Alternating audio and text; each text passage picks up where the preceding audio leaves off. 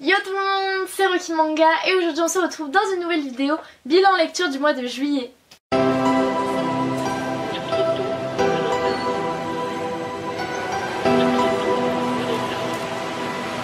Voilà, vous regardez cette vidéo, on est sûrement mi-août.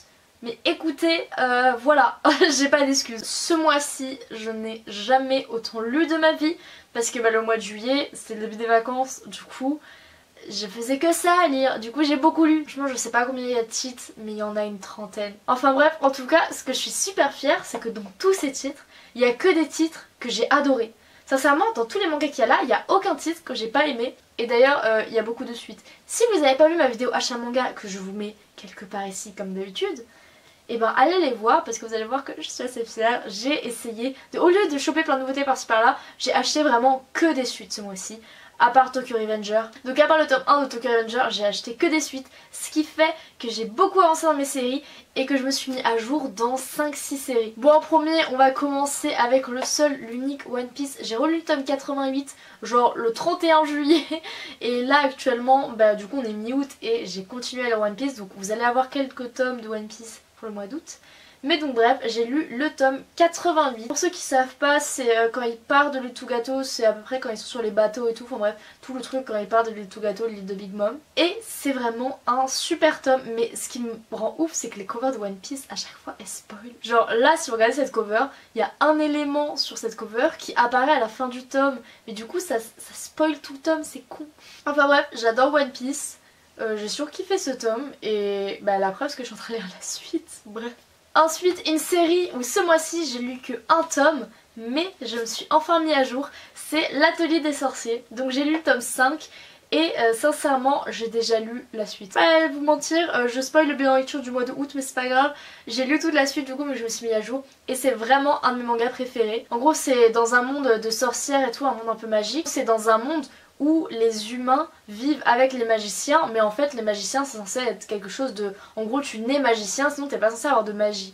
Sauf qu'en fait Coco, qui est une humaine lambda, elle finit par se rendre compte que en fait la magie c'est ni plus ni moins que des dessins à l'encre magique. Du coup en gros tout le monde peut pratiquer la magie en soi. Sauf que justement les sorciers ils doivent garder l'immense secret que la magie est accessible à tous. Et donc vu que Coco elle s'est rendue compte qu'elle pouvait elle-même faire de la magie, elle est devenue ce qu'on appelle une ignorante. Elle devient apprentie sorcière avec plein de petites filles de son âge. C'est très mignon, il y a des aventures. Là on est un peu à une période d'examen, en gros ils doivent passer plusieurs examens jusqu'à devenir sorcière indépendante. J'adore la tête des sorciers et ce que j'aime particulièrement c'est les dessins. Parce qu'il me semble que l'autrice a fait genre l'université d'art de Tokyo, un truc comme ça. Donc elle dessine super bien, elle a un style genre un peu gravure quoi elle dessine. Et sincèrement c'est génial, j'adore l'atelier des sorciers. Et j'allais dire que j'ai trop hâte de lire la suite, mais du coup j'avais tellement hâte que je l'ai déjà lu, voilà, et la suite est géniale. Ensuite, un petit one shot, je me suis laissée tenter et je suis pas déçue. Et d'ailleurs, grâce à ça, j'ai acheté d'autres one shots de chez Akata. C'est Le Secret de Madoka, qui est très mignon. D'ailleurs, ils ont refait leur logo, chapeau à eux, c'est hyper mignon. Bon, la cover est magnifique, mais ça parle d'un sujet un peu sensible. Mais malheureusement, ce que j'ai regretté un peu dans ce tome, c'est que vu que c'est des enfants, ils abordent pas vraiment le sujet. En fait, ça parle de l'histoire de Madoka ici, qui en réalité est un garçon, et qui aime bien se travestir parce que sa sœur fait des robes, etc. Et lui, il adore les porter. Du coup, il se travestit souvent, et quand il arrive au collège, vu qu'à l'école, on se moquait de lui pour ça, il essaye de le cacher, du coup il essaye de s'habiller de manière masculine et tout. La personne à côté de lui c'est Itsuki, donc qui est une fille mais qui s'habille de manière très garçon manqué, etc. Va apprendre que tout simplement Madoka aime bien se déguiser en fille et tout ça. Et donc du coup vu qu'ils sont un peu tous les deux dans la même situation, on voit comment ils évoluent, etc. Et c'est très mignon, la fin est sincèrement incroyable. Mais on n'aborde pas vraiment le sujet, vous voyez, genre on suit leur histoire mais on l'aborde de manière transversale. On voit pas les vrais problèmes d'harcèlement, etc. On rentre pas vraiment là-dedans. Du coup, si vous avez peur de trucs comme ça qui soient trop trash, etc., là c'est vraiment très doux, ça aborde la transidentité de manière furtive on va dire. Voilà, ça aborde tous ces sujets-là de manière furtive, mais c'est très mignon et moi j'ai surkiffé la fin, vraiment pépite, j'adore. Ensuite, je vous avais dit que j'allais sûrement pas continuer cette série, mais au final j'ai trouvé 2 tomes d'occasion. Du coup je les ai achetés et je les ai lus. Et en fait le tome 3 il m'a redonné envie de lire cette série. Et vu qu'il y a que 6 tomes, je pense que je vais la continuer très très vite. C'est La Voix du Tablier, c'est un espèce de gag manga. Si vous savez pas, allez voir l'animé sur Netflix. Parce que l'animé d'ailleurs c'est des planches qui sont issues du manga et qui sont juste un tout petit peu colorisées et un tout petit peu animées. mais c'est génial, c'est des petites histoires sur un yakuza en fait qui était chef de gang, qui était je crois le patron de tous les patrons et qui devient homme au foyer. Ah oui voilà, il s'appelle Tetsu l'immortel et donc du coup il fait flipper les planches. À chaque fois je suis mort de rire devant ce manga, c'est ridicule d'être mort de rire devant un manga, on est d'accord. Et le tome 3 qui d'ailleurs il est un peu abîmé, donc si vraiment j'aime cette série je vais le racheter, bref c'est pas le sujet. Et ce tome 3 en tout cas était absolument génial, du coup j'ai trop hâte, j'aimerais vraiment voir la suite. C'est un manga que j'ai trouvé que d'occasion, donc s'il vous plaît faites en sorte que je trouve la suite d'occasion. Non parce que c'est quand même des tomes qui sont vraiment fins et qui se lisent vraiment vite vu que c'est des gars, il n'y a pas vraiment de texte.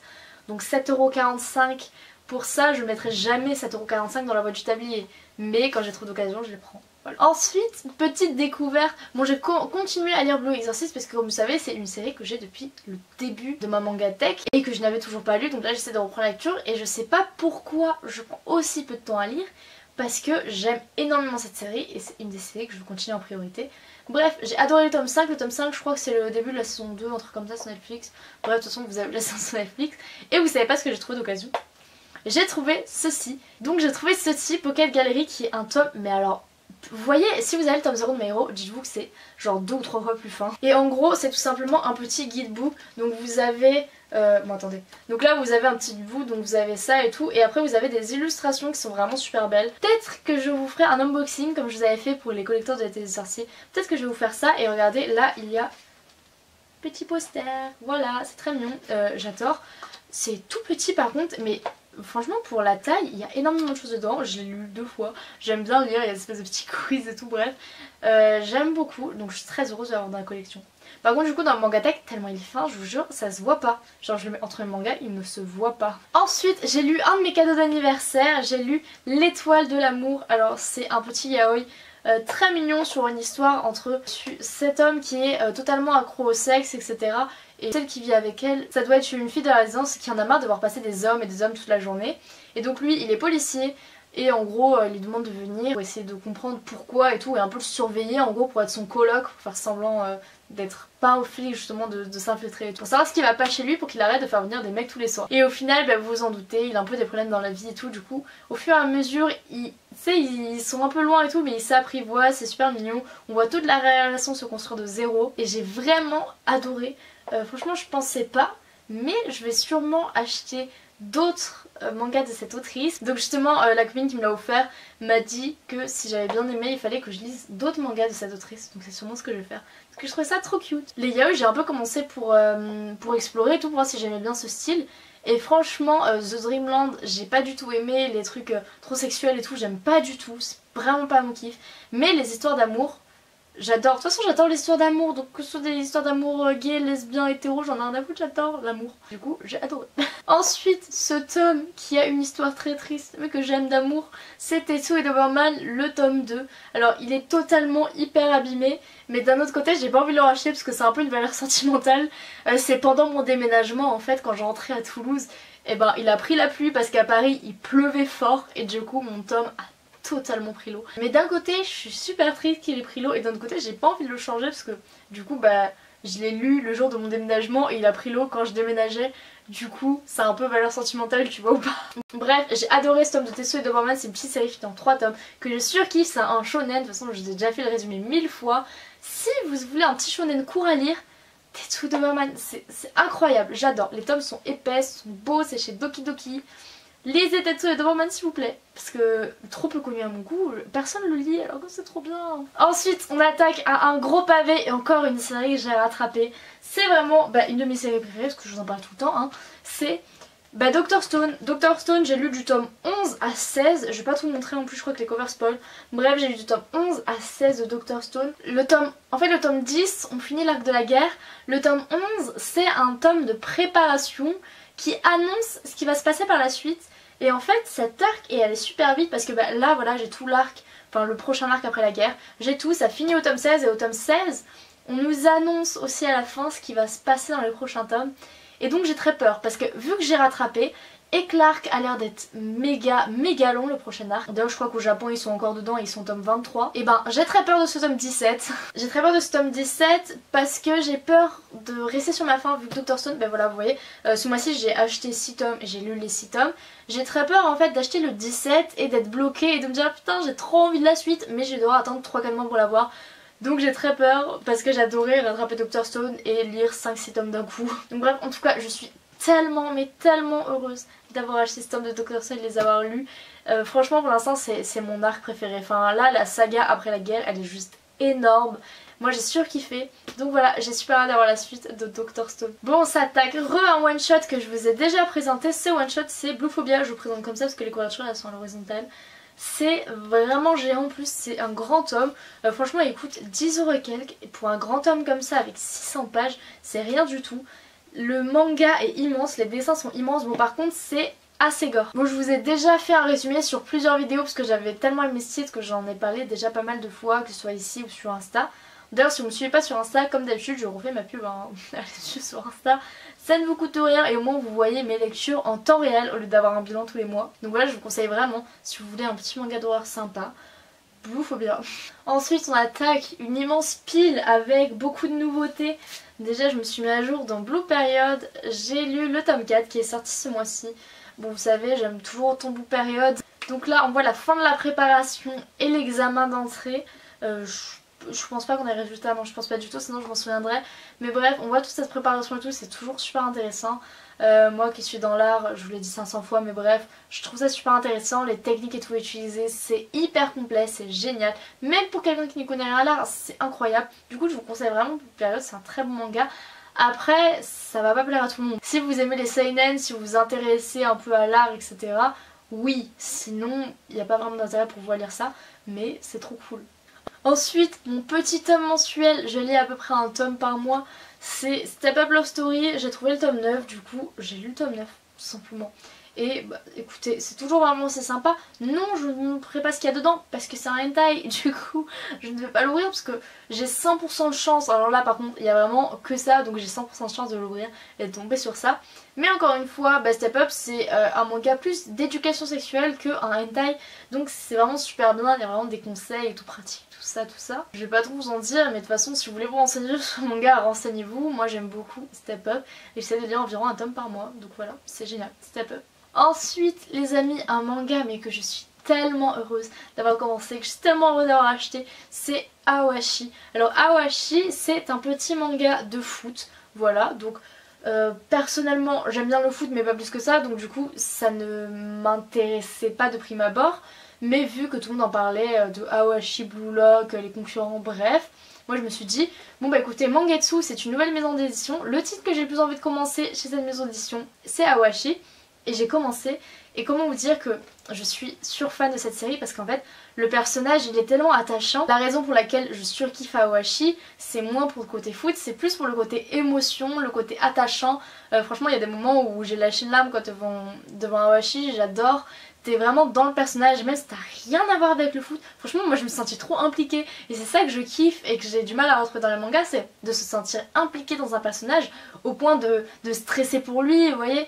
Donc là j'ai vraiment adoré Awashi, même si c'est du foot et que vous n'avez rien à voir avec le foot comme moi, que vous en foutez un peu, et ben Awashi j'ai trouvé ça franchement incroyable. Et justement ce qui est bien aussi c'est que le côté foot est pas trop présent en fait. Il est présent quand même parce que c'est un manga de foot normal, mais il n'est pas trop présent, genre il n'y a pas trop ce côté on va t'apprendre des techniques machin, on va t'expliquer des techniques, ça aurait été super chiant pour moi. Mais du coup là, le côté émotion plus le côté sans trop technique, mais on t'explique quand même des choses sur le foot, c'est vachement bien fait. Et j'ai adoré Awashi. J'ai vraiment trop hâte d'avoir le tome 4. Ah, j'ai hésité, à la base je voulais même pas acheter le tome 3 et en fait, j'adore, bref.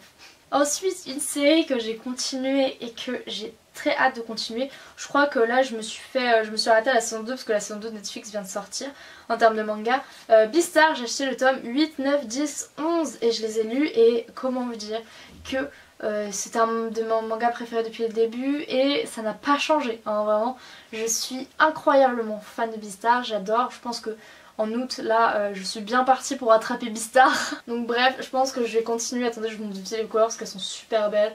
Mais je pense que je suis bien partie pour continuer Beastars. Et c'est un super manga mais ce qui se passe c'est tellement de plus en plus horrible etc. que j'ai vraiment du mal à continuer. Pas parce que j'aime pas, parce que je surkiffe, mais parce qu'il y a des trucs. Vous voyez, c'est ce petit truc quand tu prends le tome et tu vois des passages et tu fais un pas en arrière. Il y a des trucs qui se passent qui sont vraiment repoussants, qui sont vraiment horribles, mais c'est tellement bien que... C'est un mal pour un bien, on va dire que c'est un mal pour un bien. Donc voilà, je vais sûrement continuer très vite ça. Et ensuite, encore une série que j'ai rattrapée, c'est Chainsaw Man. Voilà, j'ai rattrapé, j'ai lu le tome 7, 8 et 9 et du coup avec le tome 9 je suis à jour. Et sur ma dernière vidéo d'ailleurs je m'étais trompée, j'avais dit que ça finissait en 10 tomes alors que la première partie se finit en 11 tomes. Donc en novembre, la première partie sera finie. Parce que j'avais dit que c'était fini, parce que oui dans ma tête, vu que c'est la fin de la première partie et qu'on sait pas ce qu'il va faire après, pour moi c'était fini. Enfin ce Chainsaw Man là était fini et après il allait en avoir un autre. Enfin bref, je me suis fait engueuler. Du coup je vous le dis, la première partie finira en 11 tomes en novembre. Voilà le tome 9. Le tome 10 sort en septembre, le tome 11 sortira en novembre et c'est vraiment super bien, mais j'ai du mal à savoir comment ça va finir. Genre je sais pas si le combat qu'il y a en tome 9 ça va être le combat final vu qu'il reste plus que 2 tomes ou s'il va se passer des trucs, c'est très bizarre. De toute façon l'auteur est tellement barré, tout ce qui se passe est tellement complètement fou que je sais même pas. Franchement je vais pas faire de pronostic, je sais pas ce qui se passe, je sais pas ce qui se passera après, on verra. Dans tous les cas, j'ai surkiffé Chainsaw Man. Ensuite, pareil, à la fin du mois, j'ai lu juste le tome 8 de Fairy Tail parce que j'ai acheté la suite. J'ai acheté jusqu'au tome 13. Du coup, bah là, je suis en train de les lire. Et bah écoutez, il y a des gens qui n'aiment pas, mais moi j'adore Fairy Tail. Donc voilà, à la base c'était un manga, tu sais, j'étais en mode non, mais je vais pas lire Fairy Tail quand même. Il y a beaucoup de tomes et tout, ça va être chiant. La plupart des gens disent que c'est nul. Et franchement, j'ai commencé parce que j'avais trouvé des tomes dans mon cache à 1€. J'ai bien fait. J'ai bien fait de pas écouter les rageux, c'est super Fairy Tail. Ensuite, encore une suite d'un manga que je surkiffe, c'est Shy. J'adore Shy, j'avais un peu un remous au tome 3 qui était remonté au tome 4 et là qui est encore remonté au tome 5 parce que cet personnage en fait c'est un nouveau personnage qui arrive et donc voilà, j'adore ce personnage, j'adore tout ce qui se passe dans ce tome. En réalité, je crois qu'il se passe pas énormément de choses au tome 5 mais vu qu'il y a un nouveau personnage et j'ai surkiffé ce nouveau personnage, bah moi j'ai adoré et j'ai vraiment hâte de voir la suite. Mais Shy c'est le genre de manga où j'aimerais avoir 10 tomes à lire de suite ou 5 tomes à lire de suite. Et le fait d'attendre 3 mois à chaque fois j'oublie un peu ce qui se passe etc. Donc plusieurs fois je me les suis refait. Pour le tome 3 je m'étais refait le 1, 2, 3. Pour le tome 4 je me suis refait 1, 2, 3, 4. Du coup voilà, j'adore Shy mais j'aimerais que plus de tomes sortent d'un coup. Mais au Japon je crois qu'ils sont qu'au tome 9 donc ils peuvent pas faire ça. Mais moi j'aimerais beaucoup. Bon ensuite les amis on ensuite avec un manga que vous avez dû beaucoup voir sur les réseaux sociaux. Mais il est génial, c'est Twilight Boon Hanako-kun. Alors pour ma part j'avais déjà le tome 1 mais du coup là je l'ai relu et j'ai lu le tome 2. Et j'aime vraiment énormément, hein. Moi j'adore, ce que j'adore c'est les dessins. Le style graphique est vraiment énorme. Et franchement j'aime tellement le style graphique que je pense que même si l'histoire était nulle, je lirais ce manga. Mais en plus l'histoire n'est même pas nulle, non si je vous jure. En gros ça se passe dans un collège, dans un lycée, je sais plus trop, où il y a 7 esprits, dont Hanako qui est lui l'esprit des toilettes. Enfin bref, et du coup elle, je sais pas comment mais elle se retrouve liée par un lien très spécial à l'esprit d'Hanako. Du coup elle va devoir le suivre et tout, ils font un peu, enfin elle fait un peu tout ce qu'il veut hein, grosso modo.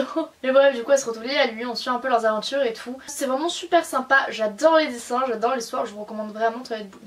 C'est vraiment pas une sur-hype pour moi, c'est vraiment un super bon manga. Mais si vous savez pas trop si vous devez vous lancer dedans et tout, il y a la saison 1 qui est disponible. Je sais pas trop sur quel site elle est dispo, que ce soit Crunchyroll, Wakanim, etc. Je crois que c'est Wakanim mais je suis pas sûre. Donc renseignez-vous et regardez la saison 1 si vous avez peur de les acheter. Mais en tout cas c'est vraiment génial. Et en fait on a presque fini, mais on a presque fini avec un manga génial.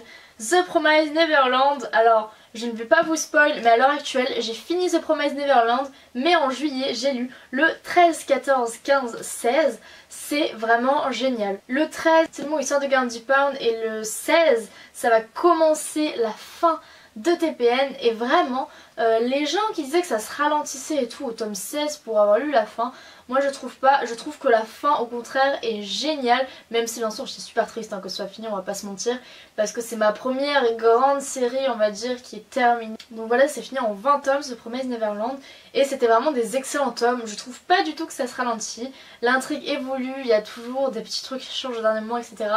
Des trucs qui sont des personnages que personnellement j'avais oubliés, qui reviennent à la fin en mode coucou c'est nous. Bref, j'aime vraiment énormément The Promised Neverland, je suis trop contente d'avoir continué. D'ailleurs pour ceux qui savent pas, il y a un tome 0 de TPN qui sort en octobre ou novembre je crois. Je sais pas vraiment ce qu'il va contenir mais il sera au prix de 6,89 donc le prix d'un tome de TPN normal. Donc écoutez, moi je vais l'acheter pour voir. J'avais peur que vous savez ce soit genre comme le tome de MHA où il fallait acheter plusieurs, où il y avait des conditions en fait pour l'avoir, qu'il était gratuit mais qu'il y avait des conditions pour l'avoir. Mais là je suis rassurée parce qu'il y a déjà le prix. Ça va être un tome qu'on va pouvoir acheter donc personnellement j'ai super hâte de me le procurer parce que c'est une série que je surkiffe. Voilà. Et ensuite l'avant-dernier manga, parce que je vais finir par la fin. L'avant-dernier manga c'est Les Carnets de l'Apothicaire. Alors Les Carnets de l'Apothicaire, je vous en parle depuis le début. Je vous ai dit qu'il y avait des choses moi que je trouvais un peu limite machin. Mais une fois qu'on fait abstraction de ça, qu'on se plonge dans l'univers, qu'on se dit ok, bon il se passe ça, pour notre époque c'est peut-être horrible mais à l'époque c'était la norme, et qu'on se concentre sur Mao Mao et sur l'histoire, c'est vraiment un manga qui est super, mais même au niveau des dessins. Mais Les Carnets de l'Apothicaire c'est incroyable, je suis désolée mais moi j'adore. Et ce tome 4, je vous ai fait en fait un sondage sur Instagram quand j'ai lu ce tome 4, parce que pour moi, avec le tome 6 de Chainsaw Man, pour moi le meilleur tome de Chainsaw Man c'est le tome 6, et le meilleur tome des Carnets de l'Apothicaire c'est le tome 4. Pour l'instant c'est mon préféré depuis le début. De toute façon j'adorais cette série, mais vous voyez c'était genre un j'adore constant, et là avec le tome 4 ça remonte un peu, ça remonte encore plus dans mon estime. J'adore les dessins, j'adore l'univers. Déjà rien que pour les covers, bon je sais pas si vous voyez super bien hein, mais déjà rien que pour les covers c'est génial. Moi c'est un petit seinen de chez Kyun que j'étais très heureuse, c'est un manga que j'ai commencé par pur hasard. En fait j'en avais entendu parler une fois, et juste après en avoir entendu parler, je l'ai vu d'occasion, donc je me suis dit oh bah c'est peut-être un signe, vas-y, je l'ai pris et j'ai surkiffé. Du coup bref, j'adore Les Carnets de l'Apothicaire et j'ai hâte d'avoir la suite, mais je crois que la suite sort dans pas mal de temps. Non, peut-être en septembre, bref je sais pas trop. Mais j'ai super hâte d'avoir la suite. Et les amis, on va finir cette vidéo avec, bien sûr, si vous regardez cette vidéo, vous savez que je lis cette série et je ne l'ai toujours pas présentée. C'est parce que je l'ai gardée pour la fin. C'est My Hero Academia. Donc à l'occasion de la sortie du tome 29, qui au passage je trouve incroyable, cette cover, il y a un espèce de grain en fait, on dirait que c'est une photo prise à l'argentique, c'est incroyable. Bah, pour l'occasion de la sortie du 29, j'ai relu le 28 et j'adore My Hero. Ce tome 29 par contre c'est super vite parce que c'était quasiment que du combat, mais il s'est passé, mais ce qui s'est passé à la fin c'est incroyable. Ce qui s'est passé avec un de mes personnages préférés c'est incroyable. Enfin bref, de toute façon, je peux rien vous dire parce que les personnes qui sont au début de MHA, qui sont encore dans l'univers mignon, etc., dites-vous que là, l'univers mignon dans My Hero Academia, c'est mort. Et de ce que je connais des scans, c'est encore plus mort plus tard. Donc bref, le tome 30 sort le 2 septembre si je dis pas de bêtises. J'ai vraiment super hâte parce qu'il disait que le tome 30 ce sera la fin de cette guerre. Donc personnellement ça faisait 3 tomes je crois qu'on était dessus. Et le tome 29 j'ai surkiffé, mais je commençais à en avoir trop. C'est déjà qu'il se passe tellement de trucs insane toutes les 5 secondes qu'il faut vraiment être super attentif, être dans le truc. Et personnellement je trouvais ça fatigant. Je dis pas que c'était nul parce que comme je dis le tome 29 c'est vraiment un de mes tomes préférés de My Hero, mais j'avais hâte que ça se finisse pour être soulagée en fait. C'est ça, c'est le fait, vous savez je m'investis beaucoup dans les personnages etc, et le fait de m'inquiéter pour tous ces personnages pendant autant de tomes, c'était dur. Du coup je suis vraiment contente, j'ai envie de voir le dénouement, même si je sais que le dénouement va être horrible. Et ben j'ai quand même hâte. Enfin voilà les amis, c'est la fin de cette vidéo, j'espère qu'elle vous aura plu. D'avance je suis désolée, je crois qu'elle va être un peu longue parce que là actuellement pour vous dire je suis à 45 minutes de rush, hein, pas de tournage, juste de rush. Donc voilà, moi je vais pas miser au montage, mais en tout cas j'ai surkiffé. Dites-moi si ça vous plaît quand je parle un peu plus etc, parce que du coup voilà, j'essaye de vraiment être là dans mes vidéos, de parler, de vous raconter des petites anecdotes etc, parce que j'ai vu que ça vous plaisait plus, parce qu'avant je présentais juste mes mangas comme ça. Bref, en tout cas je me suis donné à fond dans cette vidéo, je suis claquée. Par ça je vais aller manger après et dormir. Mais bref, j'espère que cette vidéo vous aura plu. Si tu as aimé, n'hésite pas à t'abonner et pourquoi pas partager la vidéo, ça m'aiderait beaucoup parce qu'on est bientôt aux 400 abonnés et bah écoutez, ce serait un autre palier à atteindre pour moi et ça me ferait super plaisir. Du coup moi sur ce, je vais vous dire à très bientôt dans de prochaines vidéos. Bye bye.